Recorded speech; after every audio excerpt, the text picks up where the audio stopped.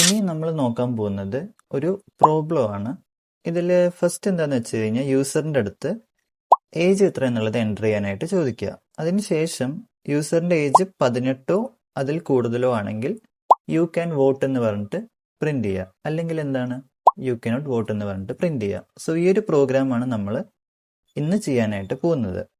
So ഇവിടെ നമ്മൾ നേരത്തെ കഴിഞ്ഞ വീഡിയോസിൽ നമ്മൾ ഇൻപുട്ട് എങ്ങനെ എടുക്കുക എന്നുള്ളത് നമ്മൾ നോക്കിയിട്ടുണ്ടായിരുന്നു.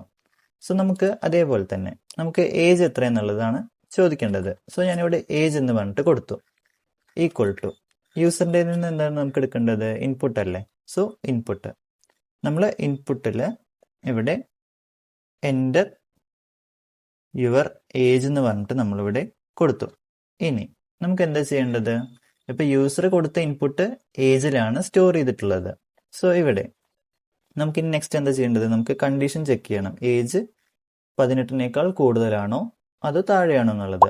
സോ ഇവിടെ ഇഫ് ഏജ് ഗ്രേറ്റർ ദാൻ 18 ആണെങ്കിൽ പ്രിന്റ് എന്താണ് പ്രിന്റ് ചെയ്യേണ്ടത്, നമുക്ക് യു ക്യാൻ വോട്ട് എന്നല്ലേ, യു ക്യാൻ വോട്ട് എന്ന് പറഞ്ഞിട്ടാണ് നമുക്ക് പ്രിന്റ് ചെയ്യേണ്ടത്. ഇനി ഏജ് താഴെയാണെങ്കിലോ എൽസ് ഇവിടെ പ്രിന്റിൽ യു കനോട്ട് വോട്ട് എന്ന് പറഞ്ഞിട്ടാണ് വരിക. സോ ഇവിടെ നമ്മൾ എന്താ ചെയ്തതെന്ന് വെച്ച് കഴിഞ്ഞാൽ ഏജ് എന്ന് പറഞ്ഞ വേരിയബിളിലേക്ക് യൂസർ ടൈപ്പ് ചെയ്ത ഇൻപുട്ട് സ്റ്റോർ ചെയ്തു.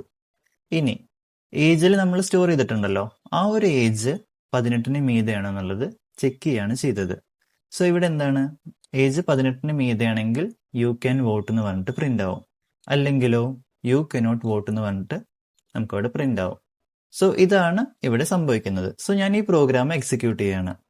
ഇവിടെ ഞാൻ ഇപ്പോൾ 15 കൊടുത്തു, എൻ്റർ കൊടുത്തു. അപ്പോൾ ഇതിൽ കണ്ടോ നമുക്കൊരു എററാണ് വന്നത്.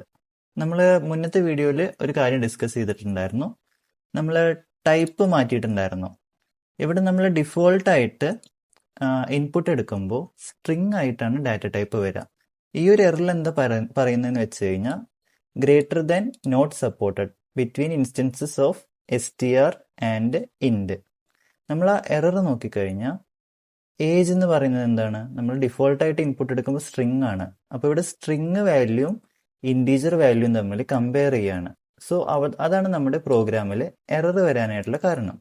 സോ നമുക്ക് എന്ത് ചെയ്യണം, ഇത് ഇൻഡ് ആക്കി കൺവേർട്ട് ചെയ്യണം. അതിന് വേണ്ടിയിട്ട് നമ്മളിവിടെ ഇൻഡ് കൊടുക്കുക, എന്നിട്ട് ഇൻപുട്ട് എൻ്റർ യുവർ ഏജ് എന്ന് പറഞ്ഞിട്ട് കൊടുക്കുക. ഇനി ഇത് എക്സിക്യൂട്ട് ചെയ്ത് കഴിഞ്ഞാൽ കണ്ടോ എനിക്ക് എൻ്റർ യുവർ ഏജ് വന്നു.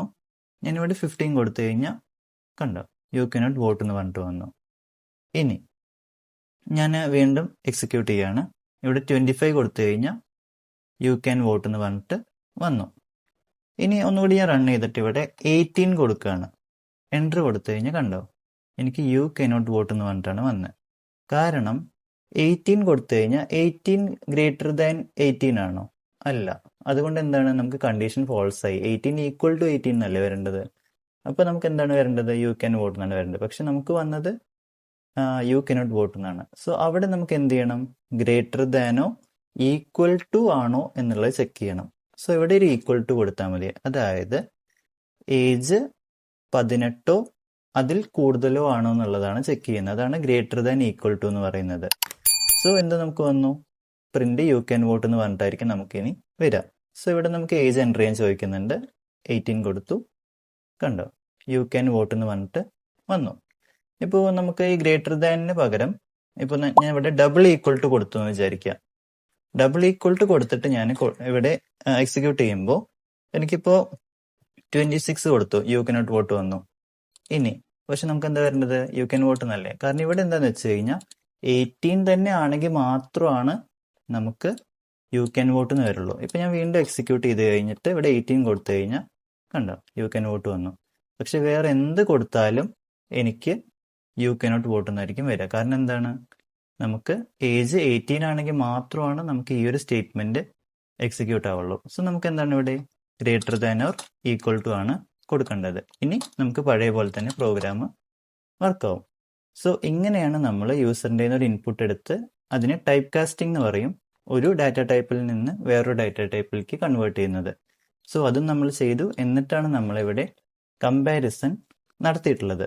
സോ നമ്മൾ ഇനി നെക്സ്റ്റ് ആയിട്ട് നോക്കാൻ പോകുന്നത് എൽഇഫ് സ്റ്റേറ്റ്മെന്റ് എന്താണെന്നുള്ളതാണ്. എൽസിഫ് സ്റ്റേറ്റ്മെന്റ് എന്ന് പറയും. സോ നമ്മൾ നെക്സ്റ്റ് ചെയ്യാൻ പോകുന്ന പ്രോഗ്രാമിൽ കണ്ടീഷൻസ് കൂടും. എൽസിഫ് എന്ന് പറഞ്ഞിട്ട് സ്റ്റേറ്റ്മെന്റ് ഉണ്ട്. അതെന്താന്നുള്ളതാണ് നമ്മൾ നോക്കാൻ പോകുന്നത്. അതായത് 3 or 4 കണ്ടീഷൻസ് ഒക്കെ ഉള്ളപ്പോൾ എങ്ങനെയാണ് നമ്മൾ ആ ഒരു ഡാറ്റ ഫ്ലോ ഹാൻഡിൽ ചെയ്യാന്നുള്ളത്. സോ അത് നമുക്ക് നെക്സ്റ്റ് വീഡിയോയിൽ കവർ ചെയ്യാം. സോ ഈ ഒരു വീഡിയോ യൂസ്ഫുൾ ആയെന്ന് വിചാരിക്കുന്നു. Thanks for watching.